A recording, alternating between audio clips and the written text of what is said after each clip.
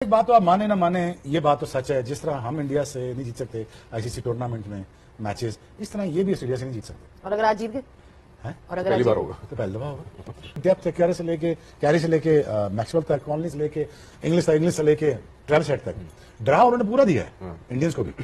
उनका बॉलर हमारे पास भी पूरे हैं, मिनिशन हमारे पास भी पूरा है। अब आ जाओ सामने, तो हम जीते हैं।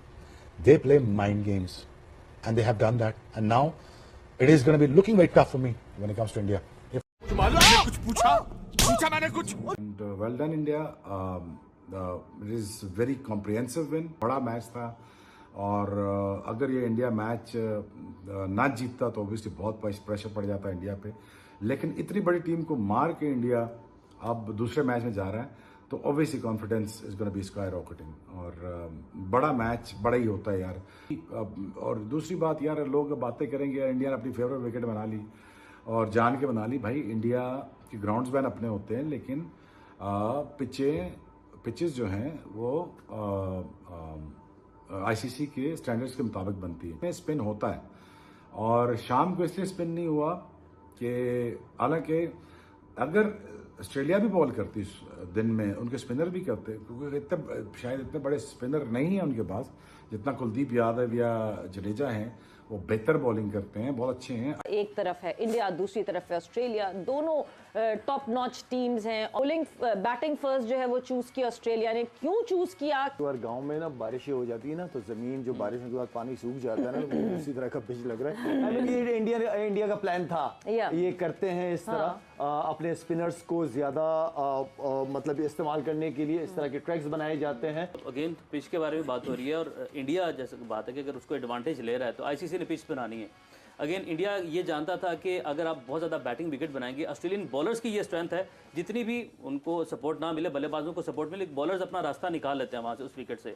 तो शायद ये भी नज़र में रखा होगा इंडिया ने। देखिए ये जितने मैचेस इंडिया के होने हैं ना, और जो बाहर जो 4 दूसरी टीमें New Zealand, England, south Africa, Australia, ऐसी विकेट्स आएंगी। मेरा नहीं ख्याल इसमें कोई आईसीसी का कुछ है, वो जो उनकी होम कंडीशन नहीं, आईसीसी का क्यूरेटर तो है, होगा, लेकिन एटकिंस है आईसीसी का क्यूरेटर जो कि हेड कर रहा है सारे, जो भी कर रहा है, लेकिन आपको विकेटें ऐसी नजर आएंगी।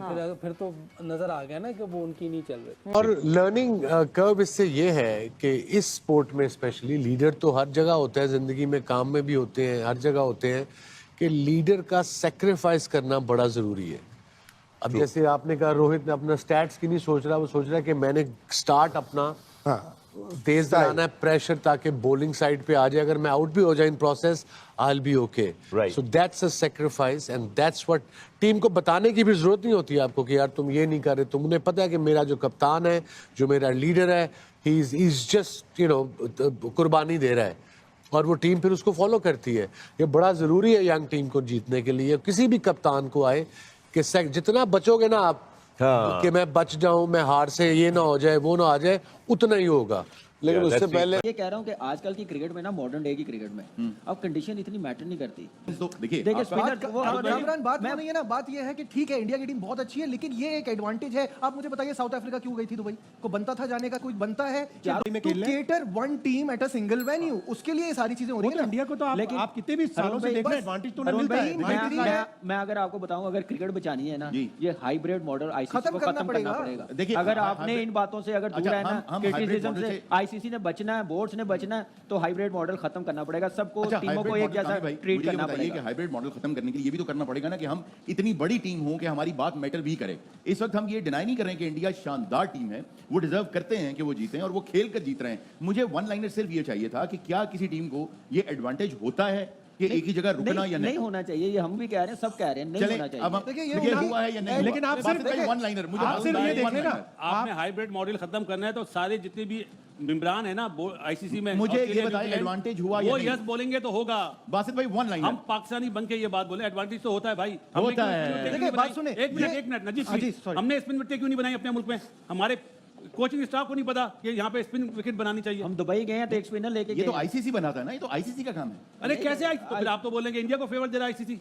देखिए इसमें खेलेगा कौन? देखिए कंडीशंस जो होती हैं वो जाहिर है मैटर तो करती हैं। आप खुद इतना क्रिकेट खेल चुके हैं, कंडीशन तो डेफिनेटली भाई कंडीशन को फिर आपने डिलीवर भी तो करना है खुद।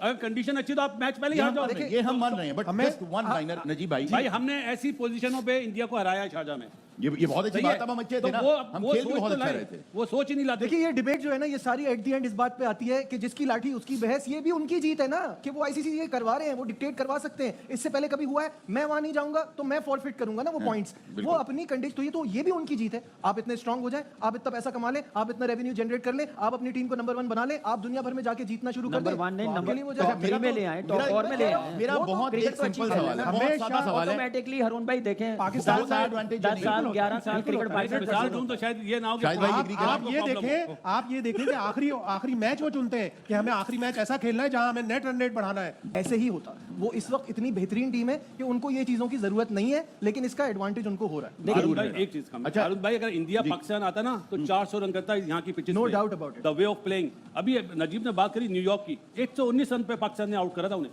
और एक टाइम पे हम मैच जीत रहे थे। जाहिर है वो, तो क्या वो वहां पे न्यूयॉर्क में ठहरे हुए थे? ठहरने की वजह से पाकिस्तानी प्लेयर आउट हुए जो 119 रन चेज नहीं करे। लेकिन वहां भी उनके 4 में से 3 मैचेस एक ही वेन्यू पे हुए सर, लेकिन 119 पे जीते हैं वो। साउथ अफ्रीका के भी हुए। अच्छा देखिए, इस बात को तो कोई डिनाई नहीं कर रहा है, लेकिन आज ये हम गलत चीज बता रहे हैं लोगों को। आप जीतो, आप हर चीज का तोड़ करो। नहीं, लेकिन आपके बाजू में आप अपनी टीम इतनी अच्छी कर लो, आप अपनी टीम इतनी अच्छी कर लो कि आपको दूसरे की कंडीशन से कोई फर्क नहीं पड़े। शायद भाई, मैं यहाँ का नहीं कह रहा, मैं यहाँ एक पॉइंट क्लियर कर दूं, ये बात हम नहीं कर रहे हैं, ये नासिर हुसैन कर रहे हैं। मैं यहाँ तो हारे हैं हमारी तरह। न्यूयॉर्क में तो उनको बहुत बड़ा एडवांटेज था इस बात का कि वो एक आप पाकिस्तान की जो एग्जांपल दे रहे हैं, वो तो मरीख पे भी खिला ले, हम यही खेलेंगे। मैं एक छोटी सी मिसाल देता हूं, आपने नासिर हुसैन का बोला, ये दोनों वो आईपीएल में जाके बोल दें। वो सिर्फ रोहित का है।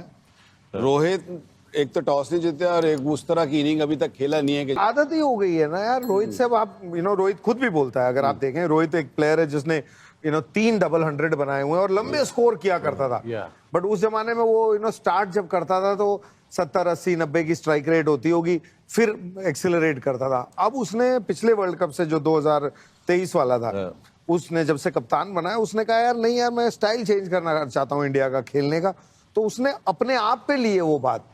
तो अब ये बात पक्की है, क्योंकि अब अपने आप पे ली है तो फिर आदमी क्या करता है, उसको पुश करता है। तो उस टाइम से लेके अभी तक आई थिंक एक ही 100 बनाया है उसने। हालांकि इतने मैचेस में वो 2 3 4 100 बना देता था, क्योंकि एक बार स्टार्ट मिल जाए तो ये आउट होता नहीं था। बट अब क्योंकि वो ठान रखी है और सबको दिखाना है, टीम को, ये नहीं बाहर वालों के लिए, कि भाई ये मोड से खेलना है, तो नेचुरली जब आप उस मोड से खेलते हैं तो सक्सेस होने के जो लंबे स्कोर्स के हैं वो चांसेस कम होते हैं। But I think he is worked on it के इम्पैक्ट, और इसीलिए शायद 8 नंबर पे भी बल्लेबाज आता है। और आउटस्टैंडिंग बॉलिंग थी वहां पे भी, जबकि ट्रैक डिफरेंट था, वो ज्यादा बैटिंग विकेट थे, लेकिन उनकी बॉलिंग लाइन और लेंथ बहुत ही आउटस्टैंडिंग थी। यादेव तो काफी अरसा इंजर्ड भी रहा है, लेकिन उसकी परफॉर्मेंस में कोई ऐसा फर्क नहीं पड़ा।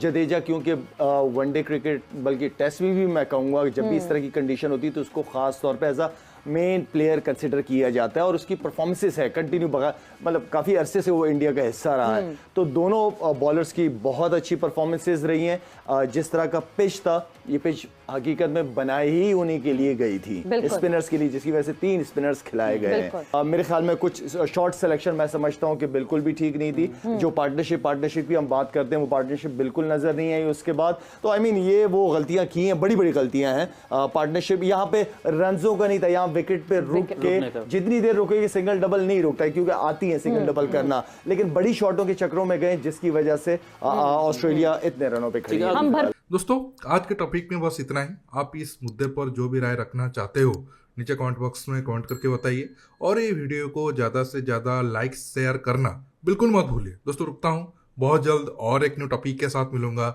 नमस्कार, जय हिंद।